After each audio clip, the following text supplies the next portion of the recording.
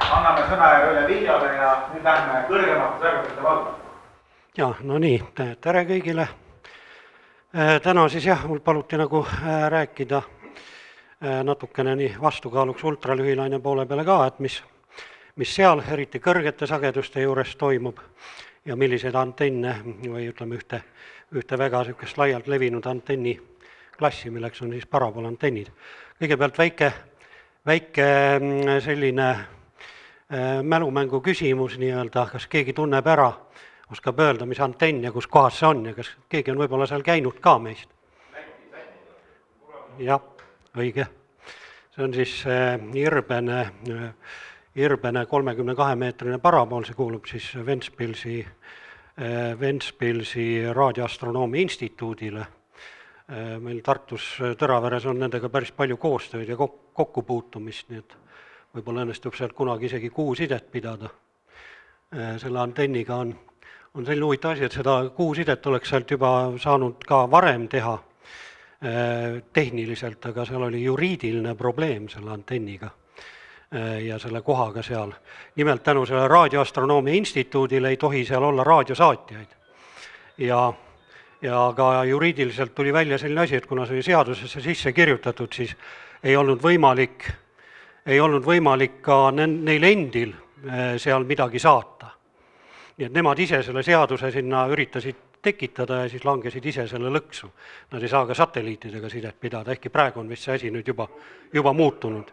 Ja mobiiltelefoni mastid olid seal üldiselt üsna kaugel sealt, nii et ega seal erilist levi ei olnud tänu sellele. Aga pärast võib-olla jõuame vaadata paari videolõiku, kus on näha seda, mis sellest antennist praeguseks saanud on. See on tehtud üks 2-3 aastat tagasi, kui meil oli üks suvekooli üritus seal satelliidi ehitajatega. Siis nägi ta selline välja, aga nüüd ta päris selline enam välja ei näe. Nii, võib-olla isegi natuke vastupidi. Nii, siis hakkame üldiselt rääkima paraboolantennidest.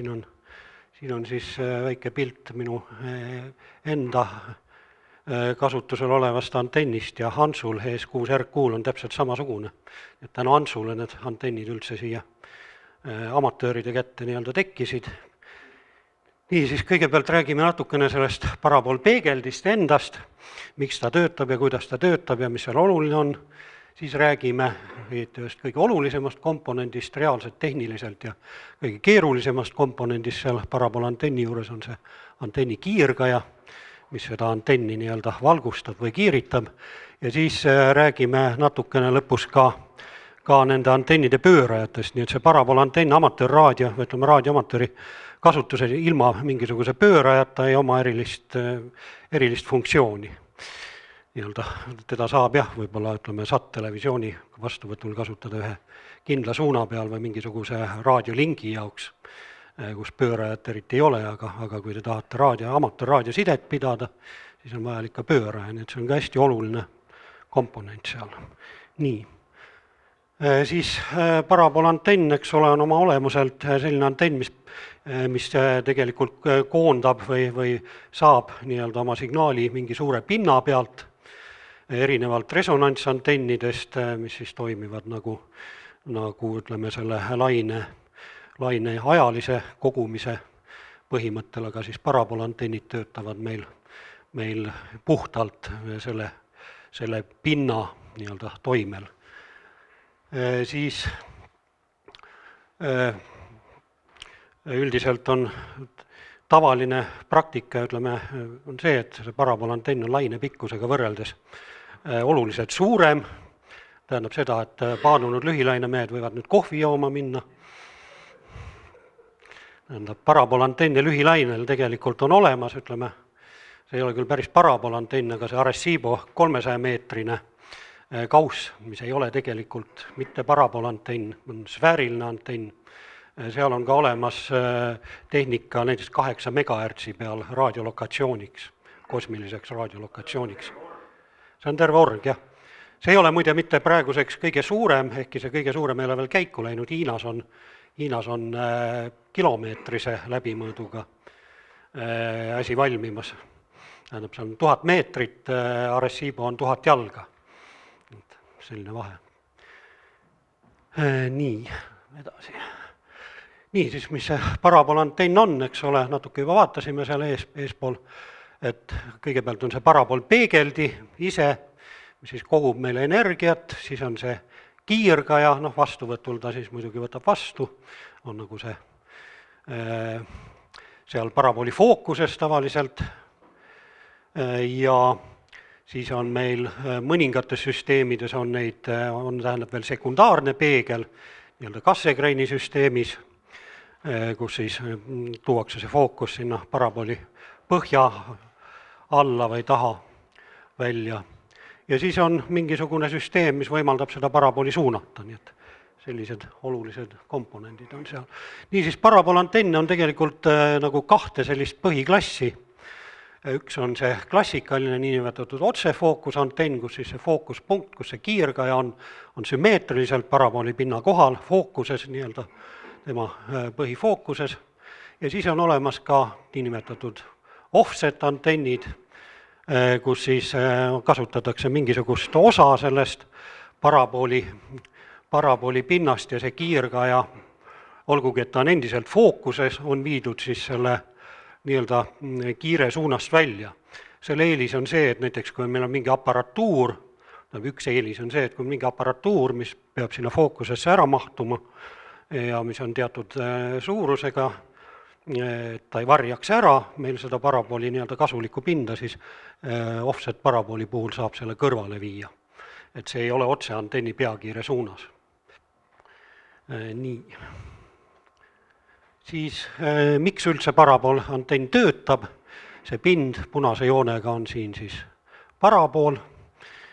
Kõige lihtsamalt, matemaatiliselt ütleme parabool, ta on muidugi siis kahedimensionaalselt, selles mõttes on ka muidugi silindri, ütleme nagu silindri moodi sellist lõigatud parabooli, aga üldine idee on siis selles, et need kiired, kui me võtame suvalise parabooli pinna punkti peale fookusest ja võtame siin ühe tasapinna, mis on nagu lainefront sisuliselt raadiolainete jaoks, siis nende lõikude pikkuste summa näiteks FP1 pluss P1Q1, eks ole, on võrdne FP2 ja P2Q2 ja FP3, P3Q3. See tähendab, et lained, mis sellest ühest punktist kiiratakse, on samas faasis selle nii-öelda lainefrondi peal. Nii et see on nagu see kõige elementaarsem põhjendus, kuidas see asi töötab.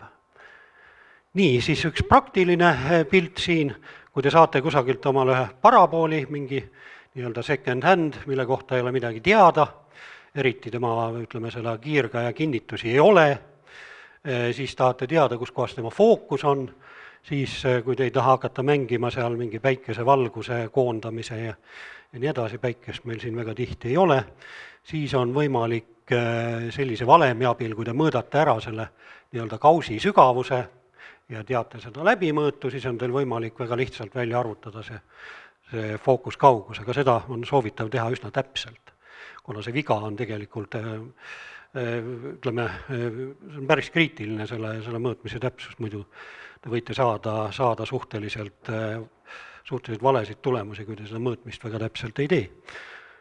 Aga tavaliselt on ka muidugi need fookuskaugused ümardatud, ütleme siin Euroopas sentimeetri või ütleme mingi 10 sentimeetri sammuga ja nii edasi, aga mitte alati.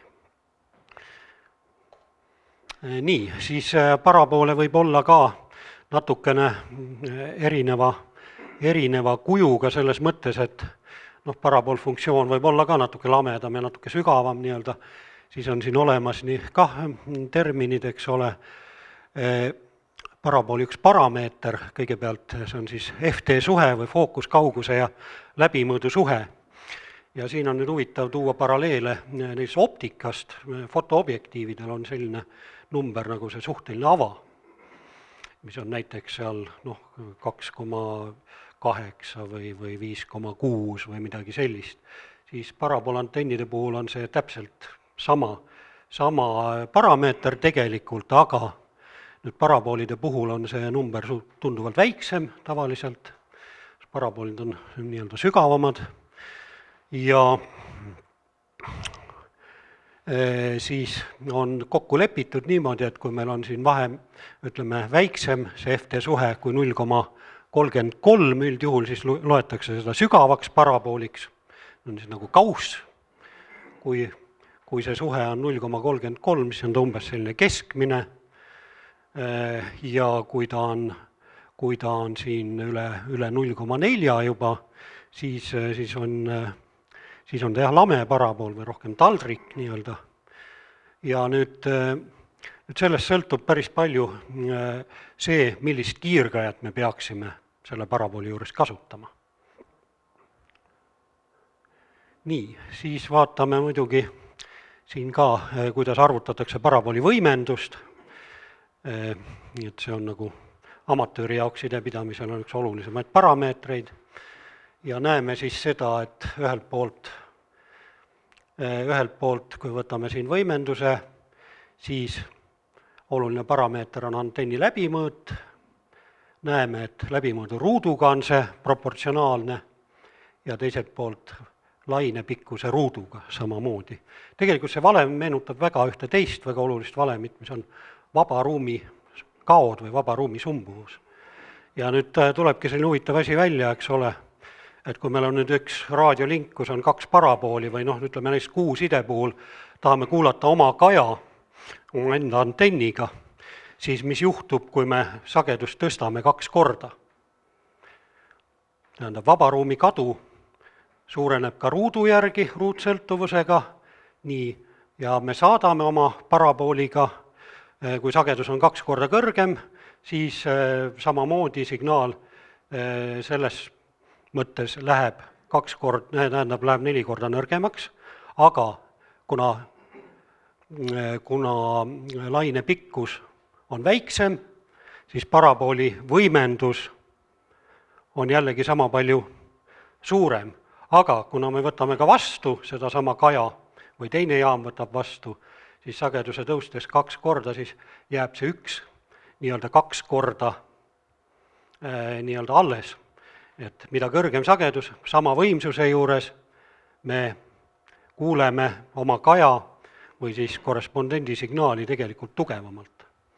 Nii et sellepärast on need nii-öelda mikrolained muutunud vähemalt kuusides hästi populaarseks, mida ütleme kõrgemad sagedused, kuna praegusel ajal on juba rohkem võimalik võimsust saada, varem oli see probleem, et mikrolainetel võimsuse saamine oli jällegi probleem, nii et see kompenseeris jälle teisipidi tagasi, nii et nagu seal näiteks 23 sentimeetri peal oli see kõige magusam piirkond, praegu on see ka veel, aga järjest rohkem tuleb jaamu kõrgematel sagedustel välja. Ja siin on siis peakiire laiuse arvutamine, see 70 on siin muidugi üks konstant, mis ei ole päris konstant, sõltub natuke parabooli kujust ka ja mõningatest omadustest, et kui lai see kiir tegelikult on. Lähme edasi, siin on väikesed näited erinevate paraboolide jaoks, ütleme praktikas näiteks kuuside puhul normaalne parabooli mõõt võiks alata umbes 3 meetrist. Tehakse ka väiksematega, on võimalik põhiliselt siis küll ainult digitaalside, JT65 või JT4, ja võib-olla 10 gigahertsi peal ka mingid, ütleme, telegraafi saab ka juba teha edukalt, kui on natuke võimsust olemas.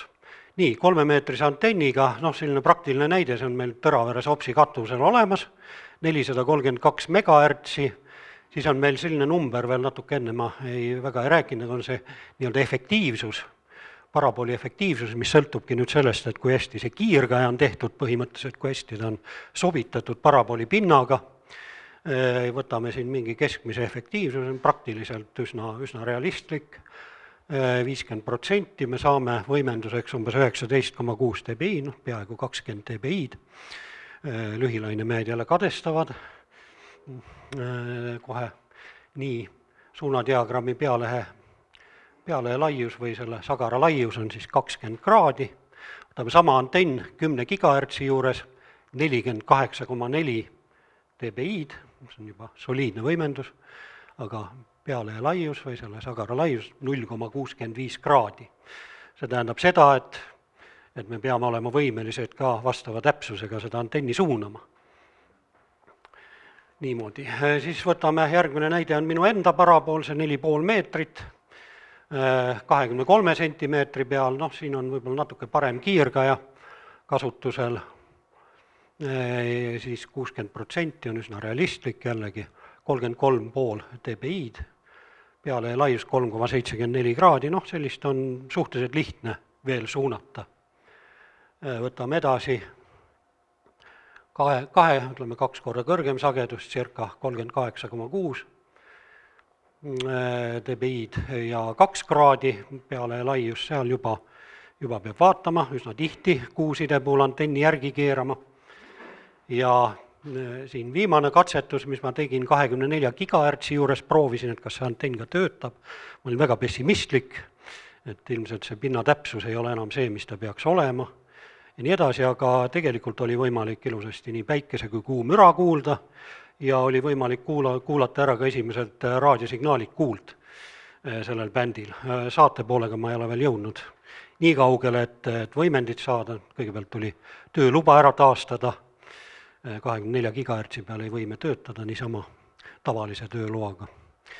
Aga esimesed signaalid õnnestus ära kuulda, nii et noh, siin on näha, võimendus on päris soliidne, seal sagedusel juba tulevad atmosfääri kaod arvesse ja kõik see, ja noh, 0,43 kraadi, või 0,53 kraadi, see on juba niimoodi, et kõigepealt tuul mõjutab päris palju, kui teil on pöörajas mingi lõtk sees, et tuulise ilmaga ei tasu proovida üldse eriti, aga vaikse ilmaga on võimalik täitsa pihta saada. Noh, 10 giga peale ega ta palju parem ei ole, nii et seal on, tegelikult nendel bändidel on see hea võimalus, et saab jälgida, kui palju on kuu müra või see termiline müra, mis kuu pealt tuleb, seda on nii-öelda tarkvara raadioekraani peal näha. Ja sellega on võimalik antenni nii-öelda suunamist kontrollida, kas ta ikka on õige suuna peal. No siis võtame siin selle raadioteleskoobi seal Irbenes, RT32, 23 sentimeetri peal oleks tal 51 detsibelli võimendust ja noh, peale laius ka hästi kitsas. Võtame selle, noh, see ei ole küll parabool, aga see võimendus on umbes sarnaselt arvutatav, see on see 300-meetrine Arecibo kauss seal. See muide töötas selle sageduse peal amatööride jaoks täiesti siin mõned aastad tagasi ja seda oli võimalik, nad töötasid mingi 100 vatiga seal, ehkki neil on seal mingid paarkümmend kilovatti ka olemas selle sageduse ala jaoks. Jah, 100 vatiga töötasid ja nad tulid SSB-s nii normaalse 5-9 signaaliga, ei olnud probleemi. Nii, natukene pinnatäpsusest, noh, rusikareegel 0,1 laine pikkust, muidu jah, see faasi tasapind ei ole enam ilus, sealt kiirgab. See tähendab seda, et 23 sendi peal 2,3 sentimeetrit umbes, 24 GHz peal täpsem kui 1,5 millimeetrit. Ja selliseid antenne tegelikult on juba päris raske leida. Noh, praegusel ajal juba kantakse ka suuremaid mikrolaine lingi antenne, seal mingeid 1,8-2 meetriseid maha. Ja igasugused ebaühtlused seal.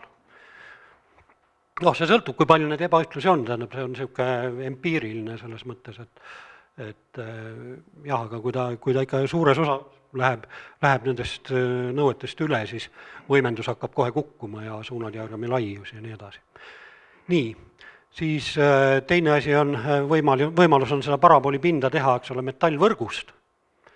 Ja siin on siis ka rusikareegel, siin on natukene, noh, mõne koha peal ütlevad ka 10 laine pikkust, aga on allikad, mis ütlevad 1/8 laine pikkust, võiks olla selle võrgu samm vähemalt, või tähendab kõige väiksem, tähendab umbes 9 sentimeetrit 70, 3 sentimeetrit 23 ja 3 sentimeetri peal vähem kui 3 millimeetrit. Noh, sellist võrku on juba, on võimalik leida muidugi, aga noh, nendel võrkparaboolidel on see hea omadus, et neil on väiksem tuuletakistus.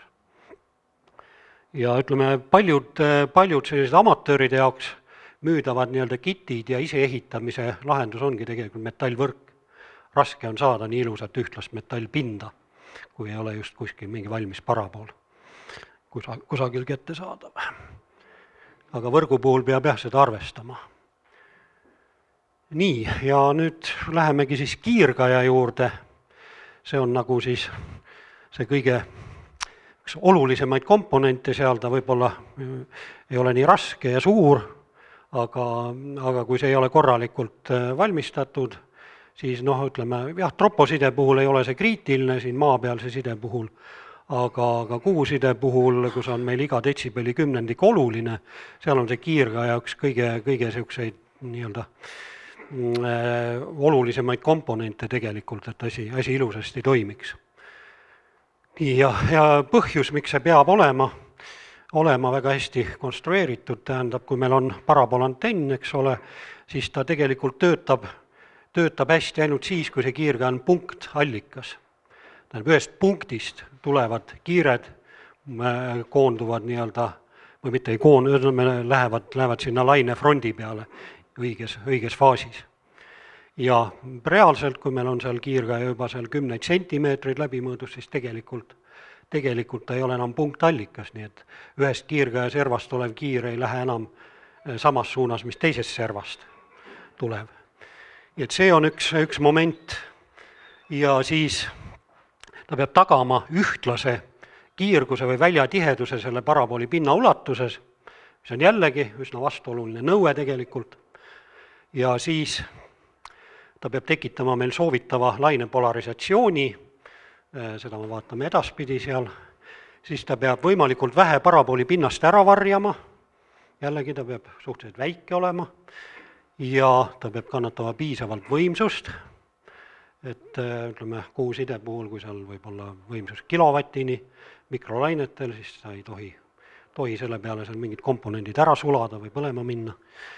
Nii, ja siis on nüüd selline asi üldiselt, et kui mida väiksem on see FT-soe, mida sügavam kauss, seda raskem on head kiirgajat sellele paraboolile teha. Seda me näeme ka natuke edaspidi siin. Nii. Ja siis parabooli see sama efektiivsuse number, see IA seal, see ongi siis enamalt jaolt määratud selle kiirgajaga, juhul muidugi, kui need pinnatäpsused ei lähe liiga viletsaks ja võrkparabooli puhul siis see võrgusamm. Ja muidugi pinna elektrijuhtivus ka mingil määral. Nii, milline peab siis olema üks kiirgaja, parabooli kiirgaja nii-öelda see suunadiagramm või see peale sagar, näete, et see peab olema selline sektor, mis valgustab siit seda parabooli nii-öelda servast servani ja kuskil mujal ta ei tohi enam midagi valgustada või kiiritada. Muidu see energia läheb meil lihtsalt kaduma. Nii, siis on selline küsimus, miks siin ei ole joonistatud see roheline serv siia päris selle joone peale, vaid natukene kaugemale. See on jällegi üks nüanss, mis on päris oluline. Tähendab, et see ei ole mitte päris lihtsalt sektor siin. Sellepärast, et parabooli puhul vahekaugused parabooli pinnani, kuna me tahame saada ühtlast valgustuse või seda illuminatsiooni tihedust seal, siis siin peab olema võimendus natuke suurem, et siin parabooli serva jõuaks ka sama palju energiat ideaalis. Ja tuleb välja, et see on ka päris oluline, ehkki praktikas ei ole jällegi võimalik realiseerida. Nii, võtame edasi. See on nüüd üks reaalne kiirgaja. Mingisugune lainejuht. Me näeme seda, et osa energiat kiiratakse siia üles ära, siis seda, et siin kiirgus nagu tugevam oleks, seda ei ole kuskil näha siin. Siin kiiratakse kõige rohkem. Ja näeme, et ütleme selline lihtne kiirgaja, eks ole, kas või mingi reflektoriga dipool või midagi sellist. See on kaugelt mitte sobiv parabooli jaoks. Nii, siis siin on nüüd täpsemalt näha, eks ole, on joonistatud see kiirgaja sagar nii-öelda ja siis see ideaalne, mis ta peab olema ja siis on need vahed joonistatud. Ja neil on siis eri nimetused olemas.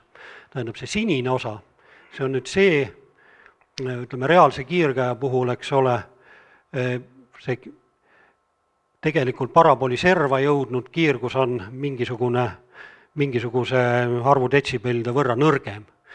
Nii et see on see illuminatsiooni nii-öelda karakteristik või ütleme see osa nii-öelda illuminatsiooni kaod ideaaljuhul peaks olema selline, see vahe siin siis on tegelikult meil selle illuminatsiooni kaod. Ja teine asi, reaalse kiirgaja puhul osa energiat läheb üle parabooli serva.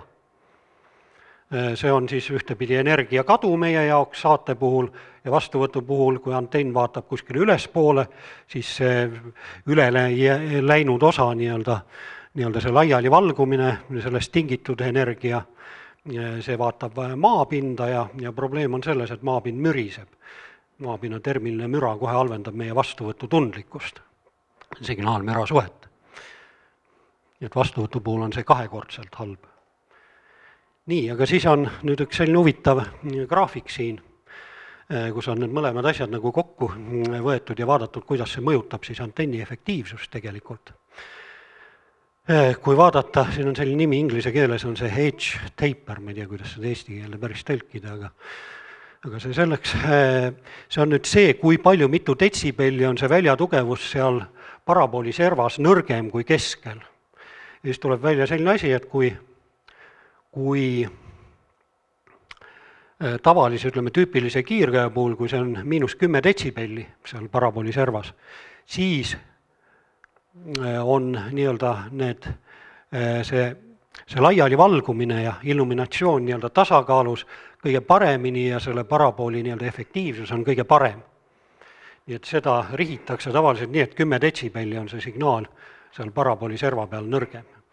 Ei ole ideaalne, seal peaks olema ideaalis sama tugev nagu keskel, aga see 10 detsibelli, tegelikult seal on üks hea omadus ka, see vähendab natukene difraktsiooni, mis seal serva peal tekib.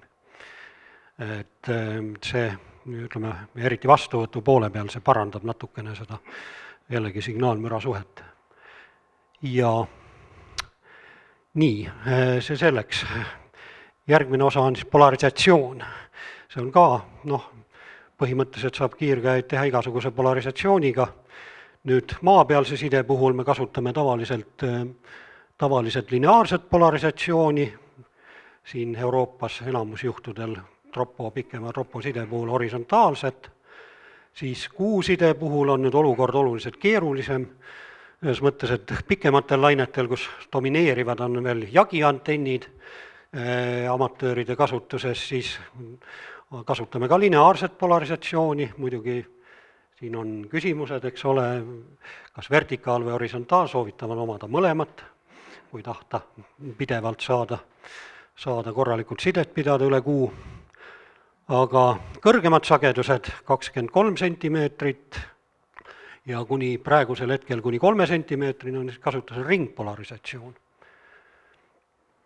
Ja 3 sentimeetri peal ja lühemal on praegu veel kasutusel lineaarne polarisatsioon, aga siin on selline huvitav nüanss, kuna maakera on ümmargune, siis polarisatsiooni tasand keerab. Tähendab seda, et kui üks jaam on näiteks Ameerikas, teine jaam on Euroopas ja me kasutaksime mõlemad näiteks horisontaalset polarisatsiooni, see oleks meil kohe peaaegu 90 kraadi polarisatsiooni kadu, nii et me ei kuule peaaegu midagi.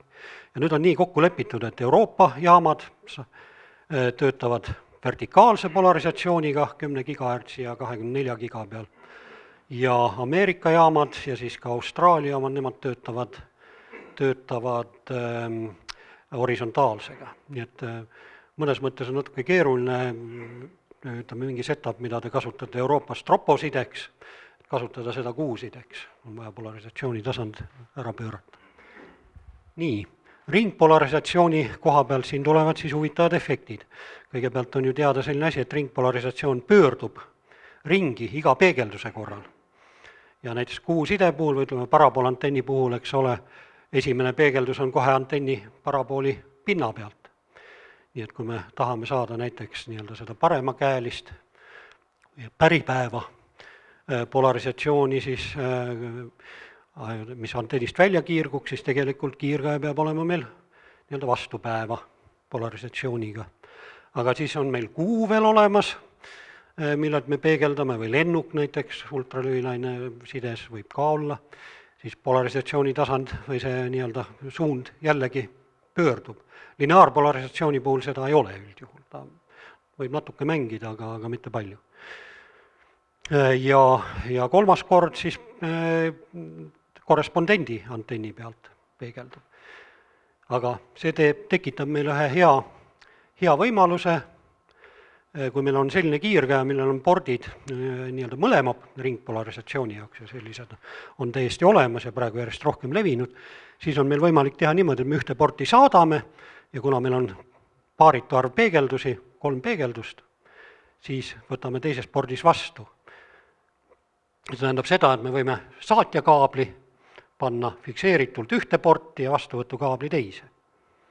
Ja see, mis on veel eriti hea sel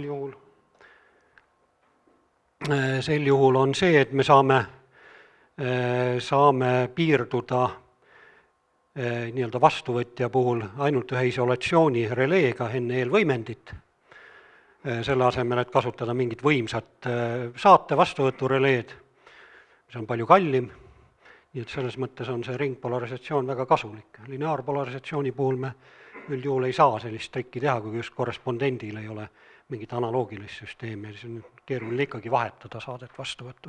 Aga kuuside puhul see toimib väga hästi. Nii, ja kuidas siis ringpolarisatsiooni tekitatakse, meil on siis tavaliselt lihtne on tekitada meil lineaarse polarisatsiooniga kiirgur või kuskil lainejuhis või mingis dipoolis on võimalik tekitada lineaarne polarisatsioon ja siis üks variant on teha üks faasinihke ahel, eks ole, on teada, et kui me ütleme horisontaalset ja meil on 2 samal tasapinnal olevat kiirgurit, üks tekitab horisontaalse, teine vertikaalse polarisatsiooni, siis kui me nende vahelist nii-öelda toidame neid samast allikast, aga nende vahel on 90 kraadi faasinihet ja sõltuvalt siis kumb on nii-öelda plussiga, kumb miinusega, siis meil on võimalik kas ühte või teist seda ringpolarisatsiooni tekitada. See on suhteliselt keeruline, see ei päästa meid releede omamisest kahjuks, aga siis selle asemel, et seda probleemi ei tekiks, siis mikrolainetel on võimalik väga efektiivselt teha kiirgureid, kus siis see nii-öelda lineaarne polarisatsioon selle kiirkäe sees konverteeritakse tsirkulaarseks või ringpolarisatsiooniks. Nii-öelda see faasinihke tekitamine on seal selle kiirguri koosseisus juba.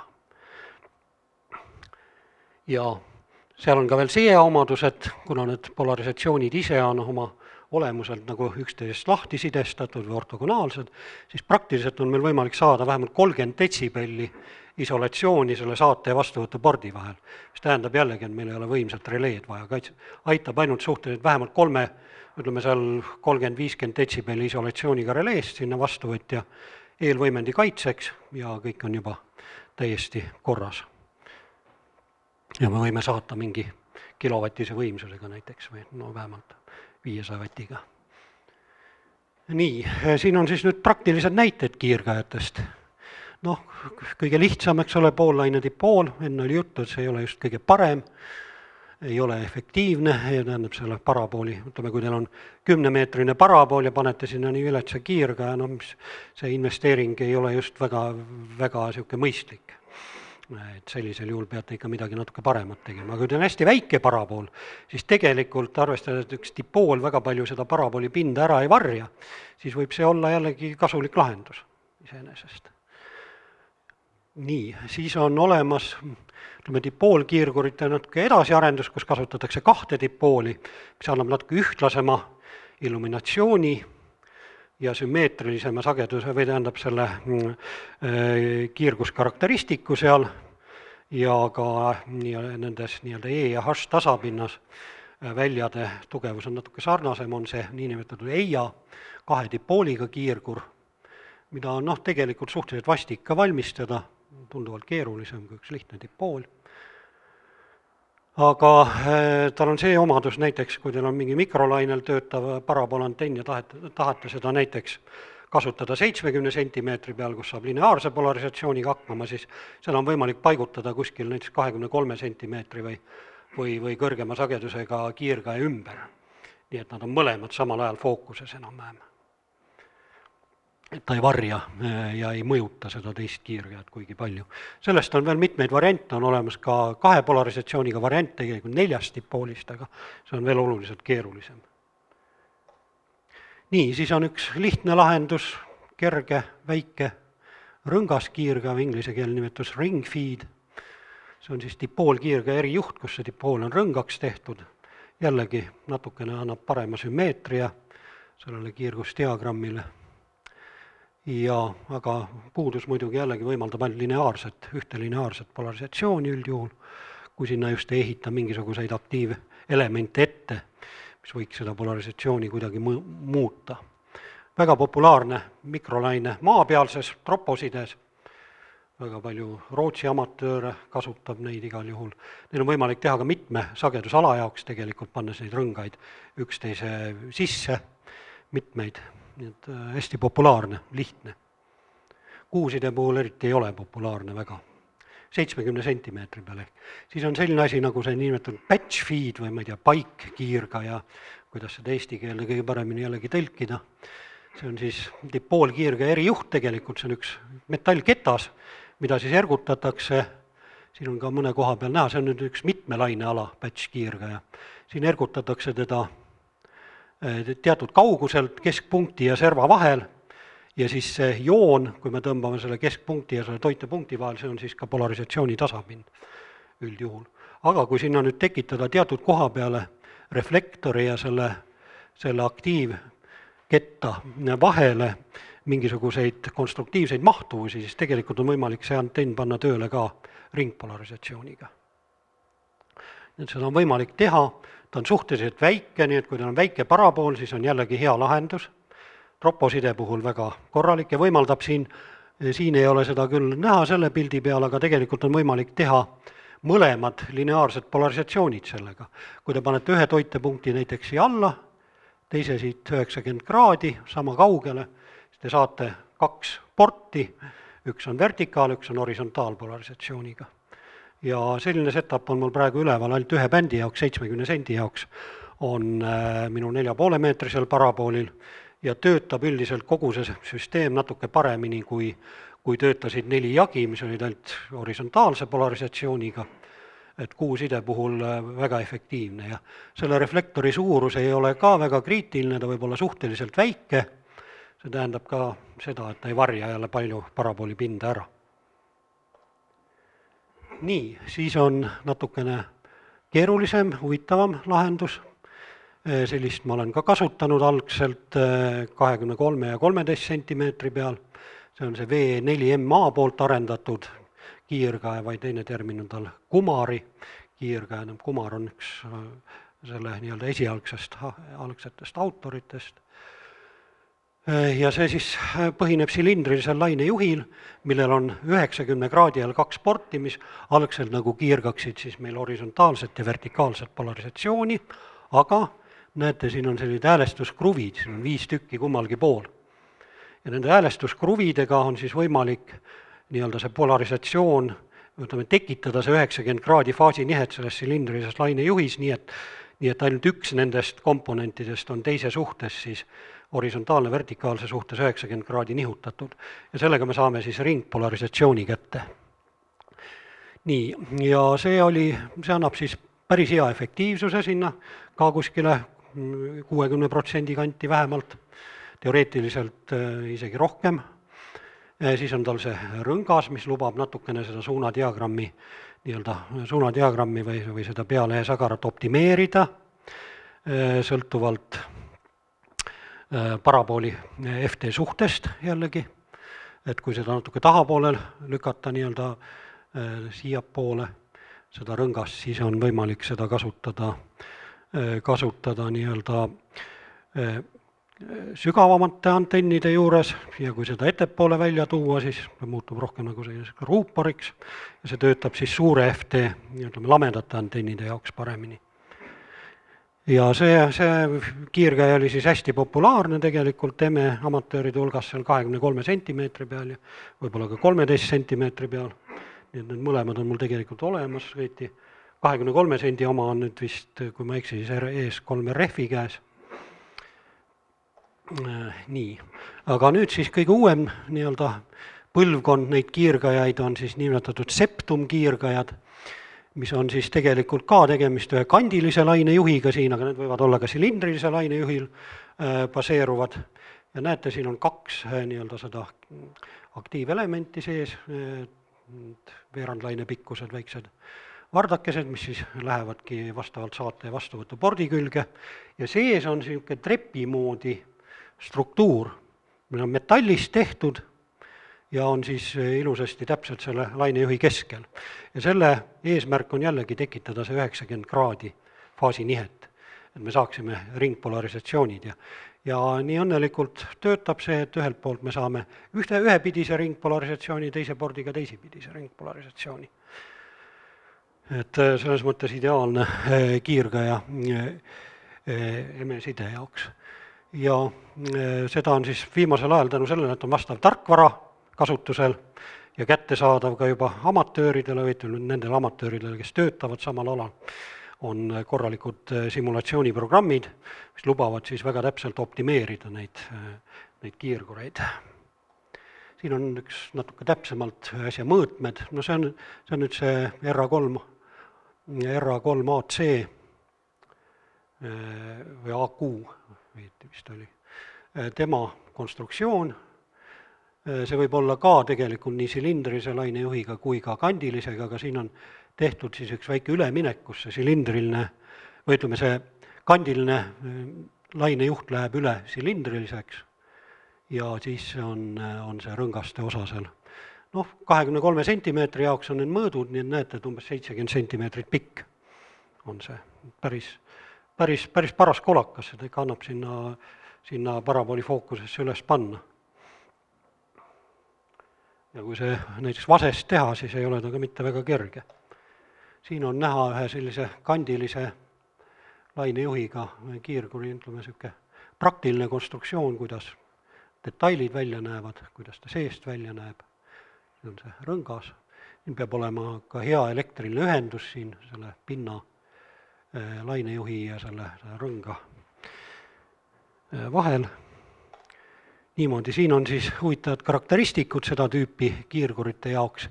Ja nüüd, kui me enne vaatasime seda kiirgusdiagrammi, seda ideaalset ja seda, mida tavaliselt lihtsamal juhul on võimalik saavutada, siis siin me näeme, et meil on vähemalt tagatud juba see, et siin keskel on natukene see sagar väiksema võimendusega, siin on natuke suurem, nii et ta sobitab meil paraboolipinda, eriti sügavamate paraboolide puhul.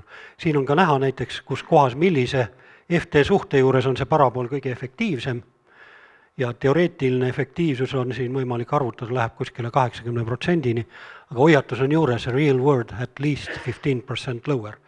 Nii et praktikas tuleb arvestada, et see on meil tegelikult umbes 60-65% see efektiivsus.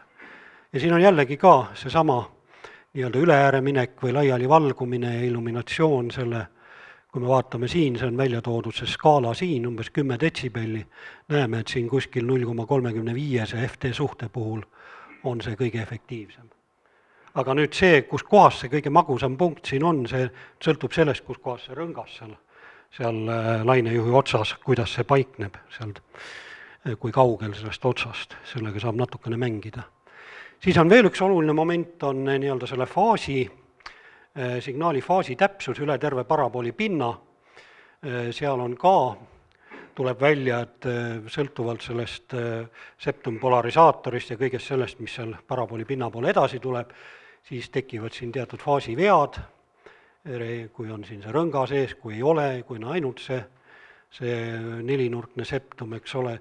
Kui me vaatame nii-öelda kiirgaja otsast, eks ole, siis sõltuvad see nurk, kus kohas, millise nurga all me vaatame, on see faasiviga, siis siin kuni paarikümne kraadini läheb. Ehkki tegelikult on niimoodi, et see halvenemine, mis seal toimub, see on siis siinus funktsiooni järgi, nii et kui meil 10 kraadi viga on, siis see siinus 10 kraadi on üsna väike, või tähendab üsna ühelähedane, nii et tegelikult ei ole see probleem väga suur.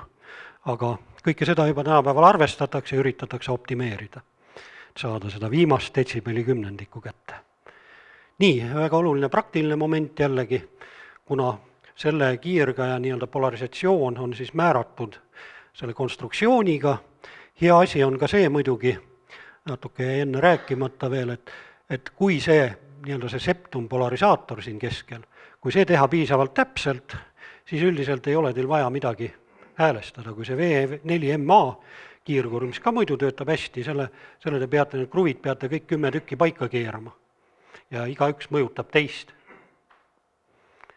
Et aga siin, kui te teete selle täpselt mõõtude järgi valmis, siis tegelikult on siin vaja ainult 2 sellise häälestuskondensaatori või sellise plaadiga, mida siin poldi otsas saab nihutada, panete sellega SVR-i paika ja vaatate, et isolatsioon on ka enam-vähem paigas portide vahel, siis teate, et see kiirkäe töötab, kui see septum on täpselt tehtud ja lainejuht ja kõik on õiges mõõdus. Nii, siin on nüüd üks modifikatsioon sellest kiirkäest, see on see niinimetatud 2-moodiline kiirkäe, see on siis sobiv hästi suure FT suhte jaoks. See on rohkem nagu ruupor seal otsas, tekib tegelikult 2 erinevat lainetüüpi ja nii edasi, on päris palju matemaatikat taga, siin on jällegi mõõdud, see on veel pikem, eks ole, siin on juba peaaegu 600 ja see on 1 meetri pikkune umbes. Et päris suur ja raske.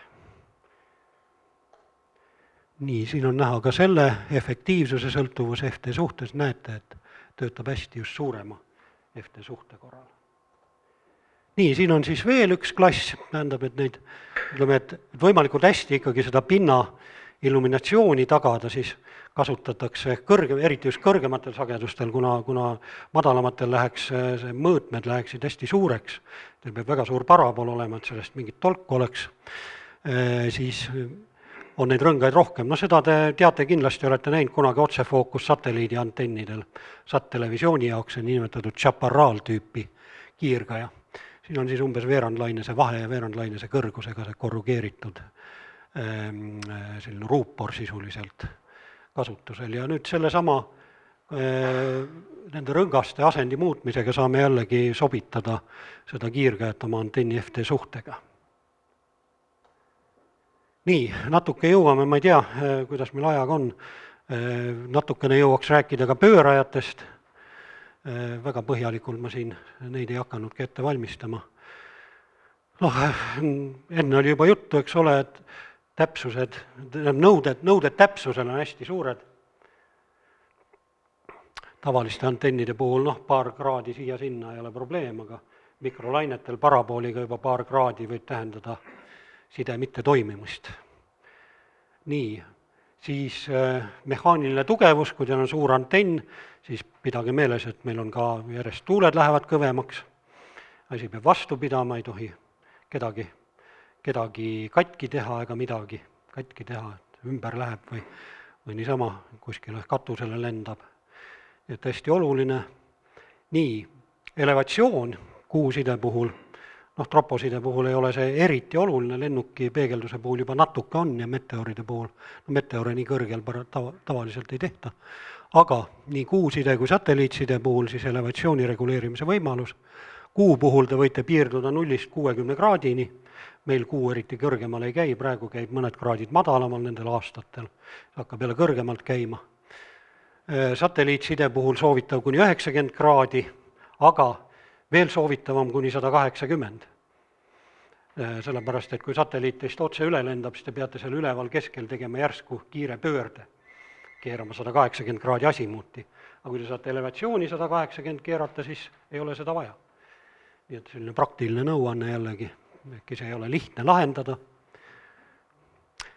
Nii, siis positsiooni nii-öelda mõõtmine või määramine, andurid, mina olen kasutanud viimasel ajal ainult inkrementaalendkoodereid asimuudi puhul, elevatsiooni puhul lihtsalt mingit impulsi andurit. Seal ei ole asi nii kriitiline. Aga eriti, kui teil on lõtk parabooli mehaanikas, vaikse ilmaga annab see ka kasutada, ehkki minu antennil on see ka, suure tuulega võib seal pluss-miinus pool kraadi keerata, kuna seal on kettülekanne kasutusel. Aga tähtis on, et võimalikult hea resolutsiooniga on teil see asend teada, suund teada. Ja inkrementaalendkooderid võimaldavad seal suhteliselt lihtsalt ja mitte väga kulukalt saada mingi 1000 impulssi 360 kraadi kohta ja kui natuke nuputada, saate sealt tegelikult 4000 kätte. Et see annab juba päris hea resolutsiooni. Nii. Siis praktiline nõuanne, tehke asi nii, et te saate kiirkäele ligi, eriti kui teil on plaanis kunagi hakata mingeid teisi lainealasid kasutama, mitte ei ole ainult üks laineala ja nagunii põletate preambi läbi ja ja igasugu asju juhtub seal ja tahate uut kiirkäed proovida, siis tehke niimoodi, et teil on võimalik sinna kiirkäele ligi pääseda. Noh, keerate antenni horisondi peale ja sõidate mingi platvormi kohale näiteks sellega või kuskile, ühesõnaga see on väga selline praktiline soovitus jällegi. Nii, suurema parabooli puhul siis vastukaal, tahate, et pööraja mehaaniliselt vastu peaks ja ei läheks nii ruttu katki, ära ei kuluks, siis vastukaal on väga oluline. Minu antenni puhul sellega algul oli probleemi, seda ei olnud nagu sinna selle originaaltootja poolt ette nähtud, aga lõpuks tuli see ikkagi panna. Muidu võis seda kasutada enam-vähem nii fikseeritud suuna jaoks, panid korra paika ja siis palju ei puutunud. Nii.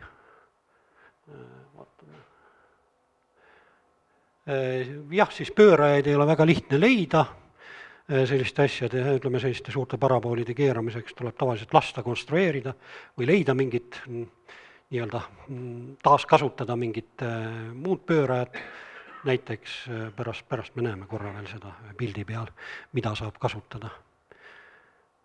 Nii. Siis muidugi see, et pööraja peaks olema arvuti poolt juhitav, eriti kui te kõrgematel mikrolainetel kuud teete või satelliite töötate. Käsitsi on see hirmus piin, seda täpselt paika saada. 23 sendi peal saab veel kuidagi hakkama, aga väga mõnus on see, et panete selle trackingu programmi käima ja siis teate, et teil ei ole vaja antenni keerata. Jällegi lühilaine mehed jällegi kadestavad. Kuu on kogu aeg õiges suunas, ei ole probleemi sellega, et pead otsima kedagi kuskilt suunast. Praktiline näide siis selle minu parabooli põhjal, see on enne seda, kui ta üles pandi. Siin on siis tema pööraja, siin on asimoodi pööraja reduktor ja mootor, siin on näha, mis selle sees on, kahekordne kettülekanne, 2 ketiga siin ja veel täiendavalt 151 ülekanne ja umbes 0,5 kilovatine mootor, mis on siis inverteriga toidetud. Isegi sel juhul ma pidin sagedust võtma, see kettülekanne on 3:1, aga sellegipoolest oli vaja veel sagedust kuskile sinna 10 hertsi kanti võtta 50 pealt. Et ta enam-vähem nii, ütleme, 1,5 minutiga tiiru teeb. Siin on inkrementaalentkooder all, see on otse antenni peatelje peal ja see on ka soovitus. See tähendab, et ei ole lõtku selle indikatsiooni juures. Siin on pilt juba, kui antenn üleval oli. Siin on siis tema nii-öelda teenindamiseks vajalik aparatuur, siin väike aiamajake. Siin on üks kraana ülemine jätk tegelikult. Siin on 10 tonni betooni all, aga tõmbitsaid ei ole vaja ja konstruktsioon on selline üle elanud, kõik tormid. Ainuke, mis läks selle reduktori peal, see nimetatud taper lock, läks jaanuari tormiga ja paar korda on pärast seda ka läinud. Maksab umbes 5 €, nii et see on väga hull ja vahetamine võtab 10 minutit. Ja platvorm siin, et kui ma keeran antenni nii-öelda horisondi peale, selle platvormi kohale siin pildi peal ei ole veel näha, siin on mul tegelikult alumiinium, selline 3-nurkne redel ja ma saan sinna feedi juurde või kiirkäe juurde üles ronida. Nii et mõnikord on siin ühe nädalavahetuse jooksul olnud vaja teda 3-4 korda vahetada, nii võimendit, mis on siin all, kui ka siis seda kiirkäet ennast. Ja praegune 23 senti lõppaste kilovatine, see on siis umbes mingi 2-30 kilo seal oma radiaatoritega. Antenn ise, see on umbes 450 kilo koos selle tagumise osaga ja siin on umbes mingi 700-800 kilo veel juurde seda rauda. Nii et jah, paraku sellise antenni puhul on see nii. Nii, siis on ka üks näide. Ma arvan, et siin on jällegi inimesi, kes selle ära tunnevad, kus kohas see on. Näed, siin on kutsung tegelikult olemas. See on siis 6-meetrine parabool. Selle juures ma tahaks öelda jällegi, siin on geniaalne lahendus pööraja jaoks, see on laevakahuri platvorm. Töötab väga hästi, väga hea pööraja. Sinna tuli ise väikse reduktoriga mootor juurde panna ja indikatsioon ja töötab seni ajani. 23 sentimeetri peal, kes siin on aktiivsustestides väljas olnud, siis selle antenniga nad töötavad sealt SK0UX-ist. Õieti nad töötavad SK0CT kutsungiga, välja üüritud Ericssoni klubile. See on nüüd Tartu observatooriumi katusel 3-meetrine antenn. See on ka üks väga hea pööraja, aga tal on üks puudus, hind. On siis maksis meil mingisugune 25 000 €. On Saksa firma Egis, Profi Tracker XL. aga mehaaniliselt suurepäraselt tehtud, lubab tegelikult pöörata kuni 3,7 meetrist parabooli ja seda veel kuni 44 meetri sekundis tuule korral. Nii et natukene overkill, aga võib-olla kunagi paneme sinna suurema parabooli. Juhtimine oli täielik jama, see tuli ümber ehitada, eriti satelliitide jälgimiseks, kuna ta ei lubanud asimuuti elevatsiooni samal ajal keerata. See oli ainult tarkvaraline piirang. Tootja ütles, et protsessor on liiga aeglane. Nii, siin on veel üks huvitav praktiline, see on siis praktiline näide, TL1YMK, tema sõidab, see on tema portatiivne nii-öelda mobile setup. Ta käib igal pool nii-öelda maailma mööda ringi ja ütleb, et ta nüüd töötab kusagilt, aga ega seda, kus riiki ta läheb, seda ta ei ütle. Nii et selle te peate ise telegraafis ilusti sides ära kuulma. Nii et selles mõttes äärmus. Väike parabool, eks ole, suhteliselt lihtne pööre, mingitel juhtudel ta isegi pööras käsitsi, kuna antenn siin ütleme 1,8 meetrit, sellega ta tegi vist 5,7 giga ja niimoodi, siin käepärastest vahenditest vastu kaal, eks ole, aparatuur on ilusti paika pandud, tal on ka mingi võrkparabool 3-meetrine, seda ta on ka tihti kasutanud. Nii et sõiduautoga käivad ringi koos abikaasaga ja töötavad igalt poolt huvitavatest kohtadest, mis on haruldased maad üldjuhul.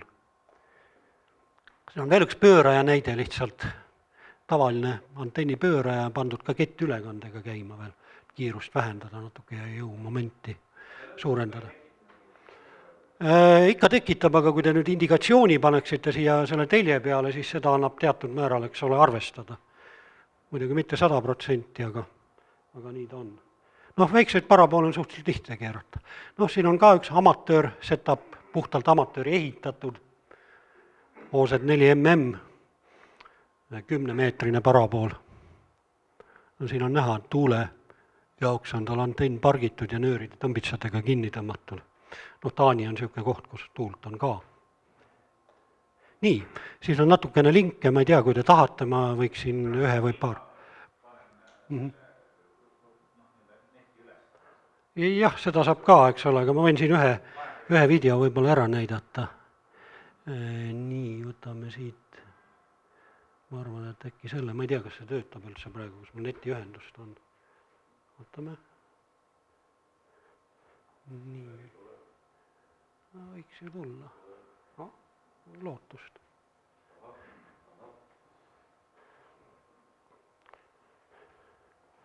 Nii, see on see sama irbene 32-meetrine parabool. Siin on näha, kuidas ta maha võeti sealt pööraja pealt. See võeti maha minu arust umbes aasta tagasi või midagi niimoodi. Suhteliselt hiljuti võib öelda. See on isegi mingisugune audio olemas.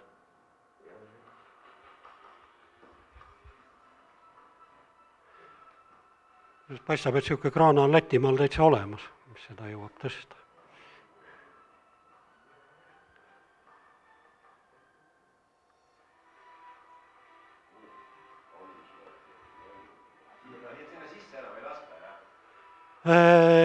Jah, väga ei lasta, tähendab isegi, mina olen seal 2 korda sees käinud. Tähendab, üldiselt sisse lastakse selles mõttes sinna nii-öelda konstruktsiooni sisse, aga parabooli pinna peale enam ei lubata. Jah, ja tehakse praegu ka. Nii et kui on vaja, siis ma võin ette teatada ja nendega kokku leppida, kui keegi tahab sinna külla minna. Nii et ma täitsa soovitan, see on päris vägev vaatepilt. Ja kõik on praegu, ta on praegu täielikult renoveeritud tegelikult juba. Siis olid just venelaste käest ära võetud. Veel, siis olid vist sees veel. Jah. Ja. Aga see oli tore, et teemalt nägime seda, et see kaust on ja siis me läheme vastu tükk aega vastume ikka, aga läheme jõuab kaust on ikka. Nii, siin on nüüd näha see tõstmise moment. Ta on muidugi kiirendatult siin näidatud, ta ilmselt nii kiirelt ei käi. Jah, tähendab, kõik lihviti, kõik rooste maha, seal all konstruktsiooni peal värviti pind üle, kõik kõigepealt võeti pind puhtaks, paneelid maha kõik. aga tööle on pandud ei ole, või on? On küll. Seal on kõik nii-öelda heeliumiga jahutatud eelvõimendid ja siin... no see on ega ta on vastu, siin on natukene näha seda mastaapi, eks ole, inimene on siin. Nad lähevad seal, põhiliselt teevad seal kuskil 5-6 giga juures ja niimoodi, see on, jah. No nad osalevad selles VLBA, mis on suur interferomeeter, sisuliselt liidetakse kokku terve hunnik paraboole suuri ja selle nii-öelda süsteemis. Ja tegelikult tehakse nendest mitmetest paraboolidest üks hiigelsuur, umbes maakera suurune raadioteleskoop, et saada piisavalt hea lahutus. Jah. okei, aga väga hea.